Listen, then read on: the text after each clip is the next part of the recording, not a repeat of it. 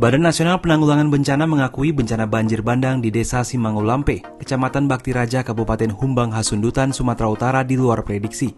Sebab kabupaten ini secara historis tidak termasuk dalam daerah rawan bencana. Kepala Pusat Data Informasi dan Komunikasi Badan Nasional Penanggulangan Bencana atau BNPB Abdul Muhari dalam keterangan secara virtual Selasa 5 Desember 2023 menyebutkan, dalam 6 tahun terakhir dari 2018 hingga 2023, hanya ada 2 kali kejadian bencana yang mengakibatkan 705 orang menderita atau mengungsi di Humbang Hasundutan. Oleh karena itu, daerah ini tidak termasuk daerah rawan bencana dalam kajian risiko bencana.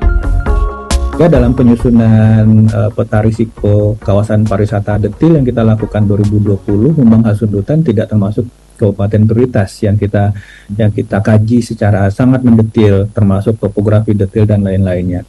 Hal lain juga kita lihat, ini dari sisi terdampak banjir per kabupaten di Sumatera Utara juga dalam 6 tahun terakhir, Humbang Hasundutan juga tidak termasuk juga pada daerah yang biasanya secara historis terdampak signifikan gitu.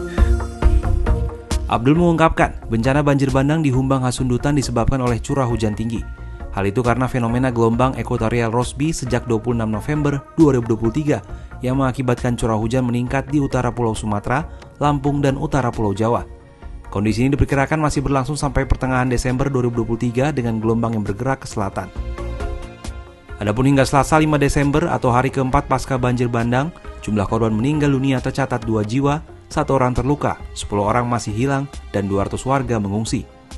Adapun secara material ada kerugian sebanyak 12 unit rumah rusak, 1 unit hotel, 1 unit rumah ibadah, dan 1 unit fasilitas pendidikan turut terdampak. Sore ini kami sedang berada di pusat lokasi banjir bandang, di mana saat ini bisa kita lihat ada batu-batu besar berdiameter 2 meter sampai 3 meter menimbun permukiman ke masyarakat. Batuan ini ada beberapa rumah yang masih tertimbun dan diduga atau dicurigai beberapa korban masih tertimbun di bawah reruntuhan. Pada Selasa ini, 535 orang dari berbagai instansi dan organisasi dalam tim SAR gabungan kembali melanjutkan pencarian korban yang hilang. Tim pertama mencari di permukaan air menggunakan perahu karet dan alat Aqua Eye untuk mendeteksi keberadaan korban di dalam air, sekaligus dilakukan penyelaman oleh grup spesial Basarnas. Sementara tim kedua melakukan pencarian menggunakan alat berat ekskavator dan didampingi tim pencarian darat di area batas jalan menuju tepi Danau Toba. Kemudian tim ketiga melakukan pencarian menggunakan alat berat ekskavator dan didampingi tim pencari darat di area batas jalan menuju arah bukit. Anjing pelacak dari pihak kepolisian pun turut dilibatkan.